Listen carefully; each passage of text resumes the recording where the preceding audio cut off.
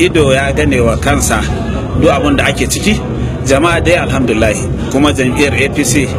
ta yi rawar gani tunda kowa ya ganta yanzu sha'awanta yake yi kuma son yake shige ta, shi yasa aka yi yawan waɗannan jama'a, aka yi yawan 'yan takarkari, kuma kowa ya zo ya karbi fom kamar yadda ni ma na karba, ya cike ya dawo da shi. Da inda muke a jihar Gombe dama daga babu komai muka rungumi jam'iyyar APC, muka kafa ta, muka asasa ta, muka kawo ta ga wannan matsayin da take. Saboda haka adawa ba sabon abu bane,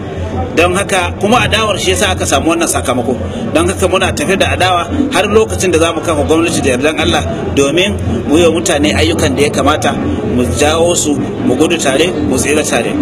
Na zanna na yi aiki a matsayin kwamishinan kuɗi a jihar Gombe na shekaru 7 masu kyau,